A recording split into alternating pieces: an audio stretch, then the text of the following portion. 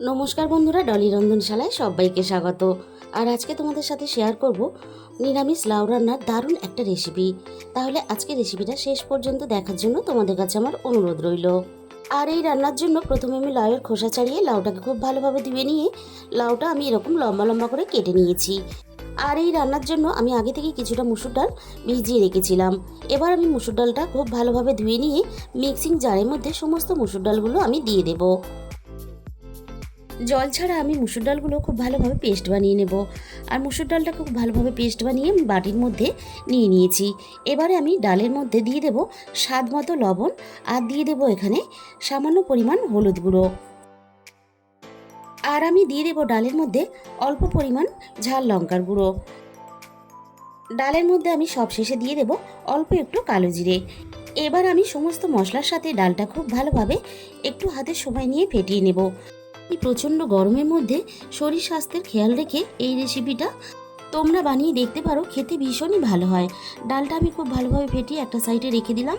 এবারে যে লাউটা আমি কেটে রেখেছিলাম, লাউয়ের মধ্যে আমি চায়ের বড় চামচের 1 চামচ পরিমাণ বেসন দিয়ে দিলাম।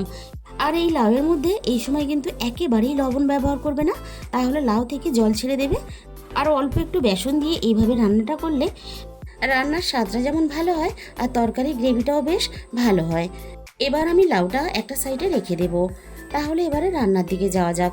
প্রথমে আমি কড়াইয়ের মধ্যে পরিমাণ মতো সর্ষের তেল দিয়ে দিলাম। তেলটা আমি খুব ভালোভাবে গরম করে নিয়ে কড়াইয়ের চারিদিকে এভাবে তেলটাকে লাগিয়ে দেব।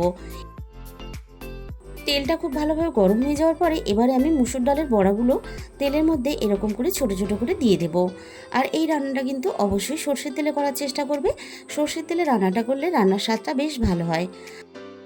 আর তোমরা যদি এই রান্নাটা কেউ একেবারে নিরামিষভাবে রান্না করতে চাও, তাহলে এখানে মুসুর ডালের পরিবর্তে মটর ডাল দিয়ে এইভাবে রান্নাটা করে নেবে। খেতে ভীষণই ভালো লাগে।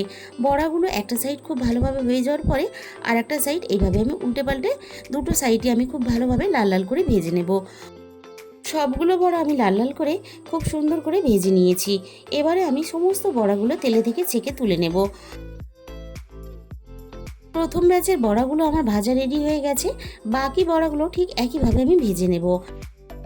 আর এই রান্নার রেসিপিটা খুবই সহজ সরল, কিন্তু খেতে হয় দুর্দান্ত। বাকি বড়াগুলো ঠিক একইভাবে আমি লাল লাল করে দেখো ভেজে নিয়েছি। সমস্ত ডালের বড়া আমি ঠিক একইভাবে ভেজে রেডি করে নিলাম। এবার ওই একই তেলের মধ্যে আমি 1 চামচ পরিমাণ আরও তেল যোগ করে দিলাম।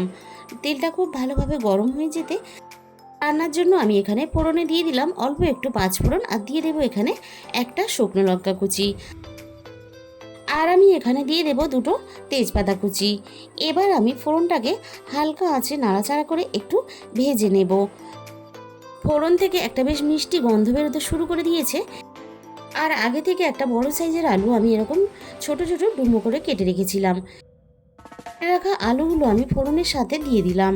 এবারে আমি ফোড়নের সাথেই আলুগুলো বেশ কয়েক মিনিট নাড়াচাড়া করে খুব ভালোভাবে লালচে করে আমি ভেজে নেব। আর এই লাউ রান্নার জন্য আলুগুলো খুব ভালোভাবে ভেজে নিতে হবে। আলুগুলো আমার ভাজা রেডি হয়ে গেছে। এবারে আমি এখানে কেটে রাখা লাউটাকে দিয়ে দেব। এবার আমি আলু আর লাউ একসাথে খুব ভালোভাবে ভেজে নেব। আর লাউ আমরা যখন রান্না করি খুব একটা কিন্তু ভেজে আমরা রান্নাটা করি না। আর এইভাবে অল্প একটু বেসন দিয়ে লাউ ভেজে রান্না করে তোমরা দেখবে খেতে অসাধারণ হয়। আর লাউ থেকে একটা মিষ্টি গন্ধ বেরিয়ে আসতে শুরু করে দিয়েছে। আমি এই মিষ্টি গন্ধটা এখন পাচ্ছি। তোমরা যখন লাউটা রান্না করবে এইভাবে, তোমরাও কিন্তু এই মিষ্টি গন্ধটা বুঝতে পারবে। আর এই সময় আমি স্বাদ মতো লবণটা দিয়ে দিলাম। আবারও আমি লাউ আর আলু একসাথে নাড়াচাড়া করে খুব ভালোভাবে ভেজে নেব। আর লাউ থেকে আস্তে আস্তে জল ছাড়তে শুরু করে দিয়েছে। লাউটা এদিকে ভাজা ভাজা হতে থাক। এবার একটা মশলা বানিয়ে নেব। এর জন্য আমি মিক্সিং জারের মধ্যে দিয়ে দিলাম একটা ছোট সাইজের টমেটো কুচি, আর দিয়ে দেবো এখানে অল্প একটু প্রয়োজন মতন আদার টুকরো। আর এখানে দিয়ে দেব 1 চামচ পরিমাণ গোটা ধনে, আর দিয়ে দেবো এখানে 1 চামচ পরিমাণ গোটা জিরে। আর এইভাবে মশলা বানিয়ে রান্নাটা আমি করা শিখেছি আমার ঠাকুমার থেকে। এবারে আমি সামান্য পরিমাণ এখানে জল দিয়ে দিলাম। জল দিয়ে খুব ভালোভাবে পেস্ট বানিয়ে আমি লাউয়ের মধ্যে দিয়ে দিলাম। আর আদা টমেটো বাটাটা আমি কিন্তু আলাদা করে কষাবো না। এই সময় একই সাথে আমি বাকি মশলাগুলোও দিয়ে দেব। দিয়ে দিলাম এখানে 1/2 চামচের একটু বেশি হলুদ গুঁড়ো, আর দিয়ে দিলাম 1/2 চামচেরও কম ঝাল লঙ্কার গুঁড়ো। আর এখানে দিয়ে দেব স্বাদ মতো চিনি। এবার আমি মশলার সাথে লাউটাকে বেশ কয়েক মিনিট নাড়াচাড়া করে একটু কষিয়ে নেব।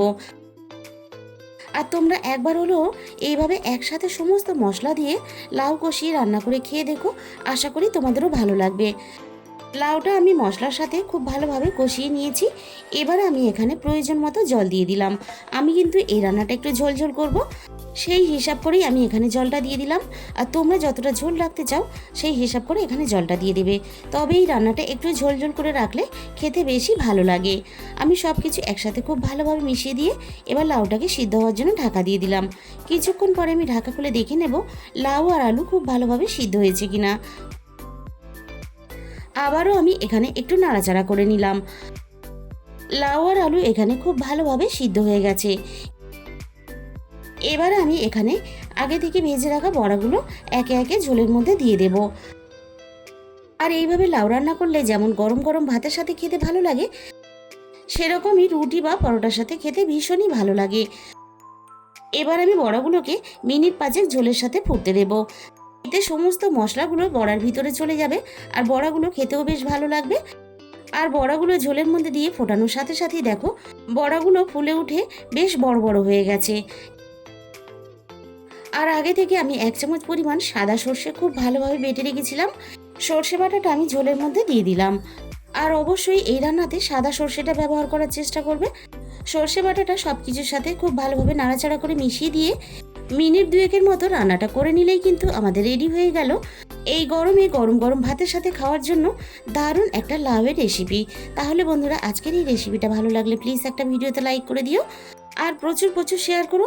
আর যে সমস্ত নতুন বন্ধুরা এখনও পর্যন্ত আমার চ্যানেলটাকে সাবস্ক্রাইব করনি, এরকম নতুন নতুন রেসিপি পেতে অবশ্যই আমার চ্যানেলটাকে সাবস্ক্রাইব করে নিও।